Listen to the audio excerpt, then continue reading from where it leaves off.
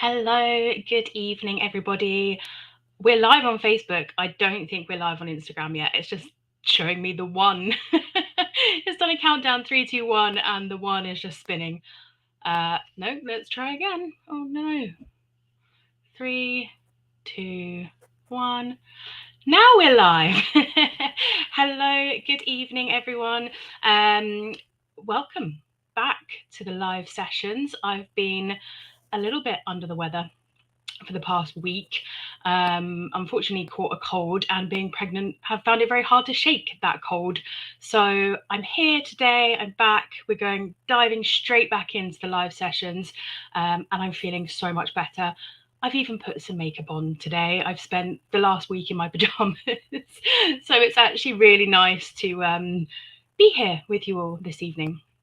So welcome once again. This live session is all about motivation, and this was one of the most voted for topics, one of the most requested topics, and it's one that I love talking about because I'm just a little bit obsessed with what makes us motivated, what makes us unmotivated, and obviously having burnt out myself, I can see where things have gone right and I can see where things have gone wrong. And I think that it's such an important topic that people can often talk about or think about in the wrong way. So, what I want to cover this evening is why burnout or stress or overwhelm can make us feel unmotivated. And then I want us to understand motivation a little bit. So when we understand it, we can then say, well, this is how I can feel more motivated. So there are dozens and dozens of motivation hacks on the internet. We've got guides on the platform. There's loads of things that you can do that are like quick ways to get motivated, but they don't always work, and they don't always work in the long term. So I want to focus on the long term in this live. And let's just get started, shall we? So, why do we have no motivation when we are stressed, when we're overwhelmed, and when we're burning out? I guess the most obvious answer is that we are completely depleted, right? So you've probably heard the old cliche, you can't pour from an empty cup. And I see burnout as an empty cup, right? So you had this lovely full cup of tea and you've poured it into probably everyone else's cups, work cup, home cup, life cup. And by the time you've poured out all of your tea into other people's cups, yours is empty. And that is kind of the best way to summarize burnout and why we then now have motivation, because we have no energy. We're completely depleted, right? So when it comes to feeling really stressed and overwhelmed, one of the most obvious reasons as to why we then have no motivation is because we have no energy. We are depleted. But there are also things that come with burnout that might be causing a lack of motivation as well. So things like we can become really cynical, we can start to hate the things that we do, like our job. We can also get brain fog. And when you get brain fog, when you're really overwhelmed, it's really hard to untangle and say, well, what do I do next? How do I move forward? And that can then stop us feeling motivated as well. So other symptoms of burnout can actually contribute to motivation, a lack of motivation. Another thing is that sometimes it's just our body telling us to slow down. So maybe you're watching this and you're like, I really want to get motivated. There's something I really want to do, and I just can't get motivated to do it. And, actually, it's your body saying, well, can we just take a minute? You've spent all week, it's Friday, you've spent all week working hard, you've done all of these things. Actually, can we just pause? Can we press pause? Can we refill our cup? Can we, we're feeling depleted. Please, can we just slow down for a minute? So it might just be your body telling you that. And if that's the case, slow down, listen to it if you can. Now, I know, I appreciate that people are like, I've got responsibilities. I can't slow down. I can't stop. I can't rest. And the rest of this live is kind of going to help you with that. But if you can, the best advice I can give you if you're feeling unmotivated is to listen to your body, because it is generally telling you, I need a little bit of a break. I need a reset. I need a recharge.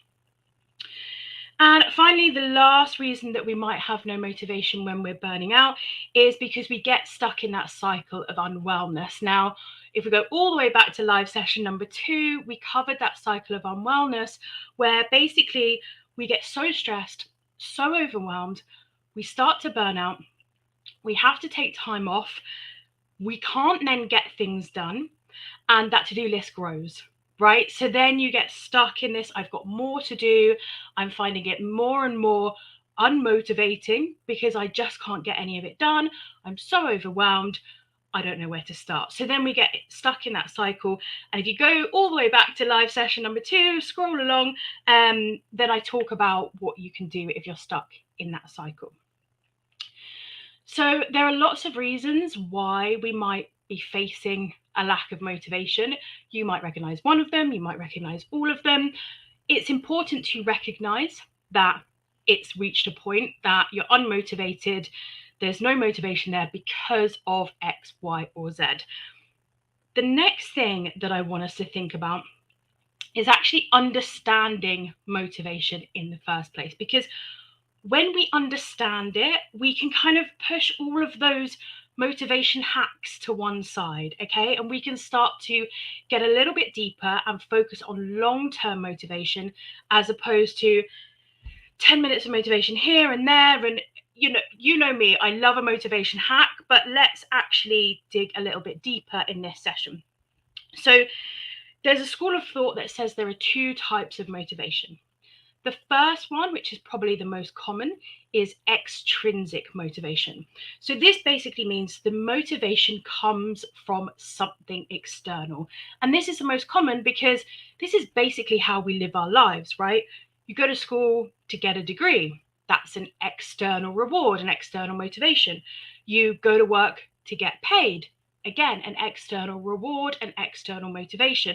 And you can see this in anywhere, right? Even when you're a kid, go tidy your room and you will get sweeties, right? External motivation is everywhere. And if you kind of really look for it, you're like, oh my goodness, everything is extrinsically motivated.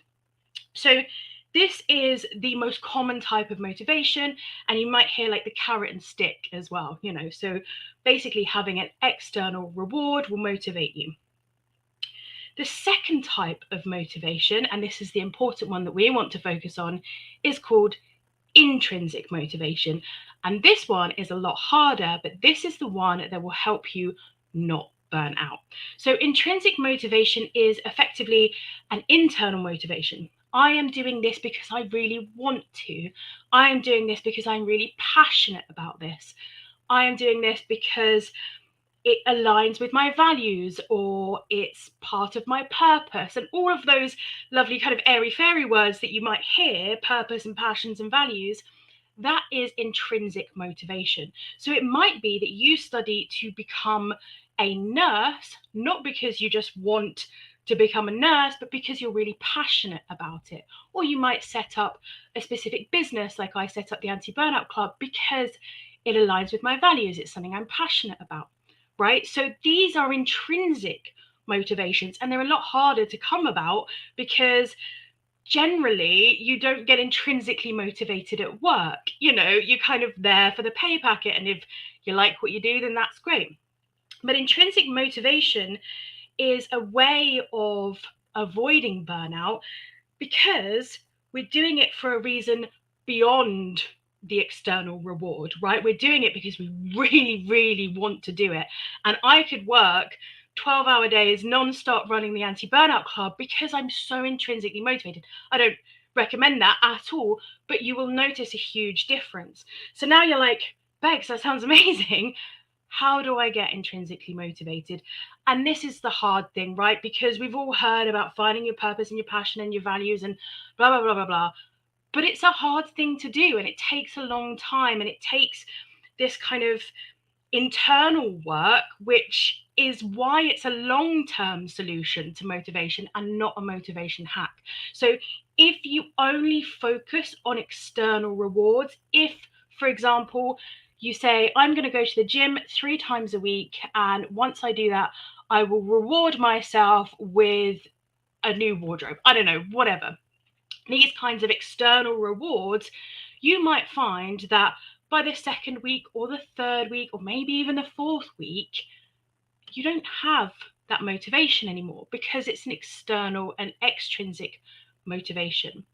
If you say, I'm going to go running 3 times a week because I love running, it's something I'm so passionate about, and I'm doing it because I want to be healthy. I want to be healthy for my kids or for my partner or whatever else, and I'm passionate about it, it aligns with my values, then you're intrinsically motivated. And what happens is that you generally will last a lot longer than using an external motivation.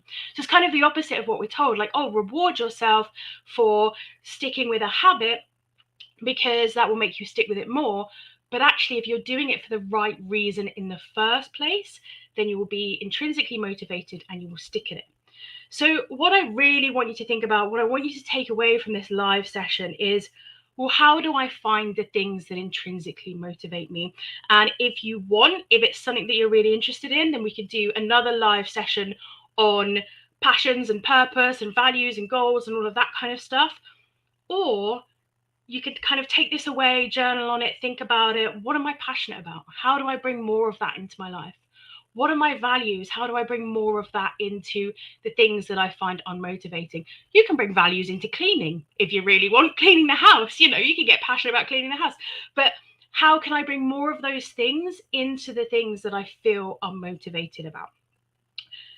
The last thing that I want to touch upon before I leave is the biggest secret to motivation that I think everyone kind of forgets, and it doesn't get talked about enough. And I did cover this in one of the courses that we did earlier on in the year.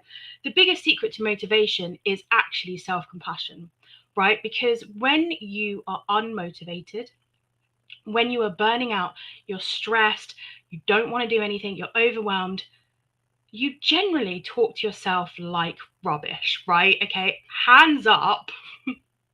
Who does this? Because I do this even still, even though I tell people not to do this. When I'm not motivated, when I'm falling off of a habit streak or whatever else, I talk to myself like rubbish. I'm like, you're such a failure. I can't believe, like, I knew you'd never be able to do this. You're useless. And this is what we all do, right? We all have this inner monologue that says, you're useless. You'll never do it. You're a failure, blah, blah, blah, blah, blah. And what happens is that decreases our motivation even more because we go, yeah, probably right. Yeah, fair enough. I'm rubbish. I'm a failure. What we really need to do is the complete opposite. If we want to feel motivated, then we need to have self-compassion.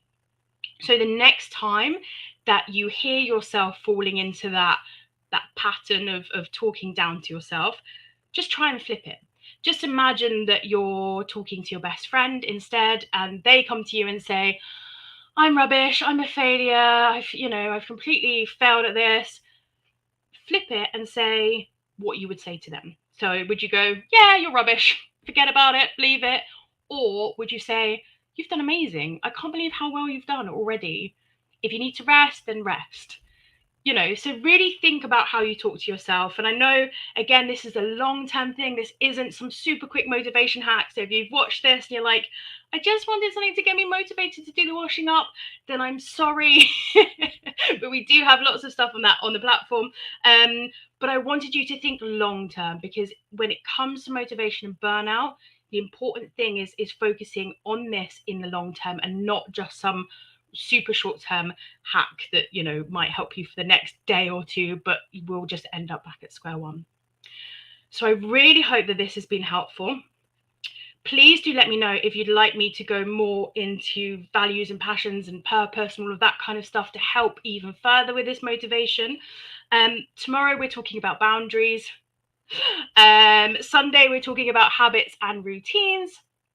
And then all of next week, we're focusing on the 5 foundations of wellness. So please do come back, tune in. You can also watch them all back on Facebook, on Instagram, on the platform, and have a lovely evening. Enjoy your Friday night, and I will see you again soon. Take care. Bye-bye.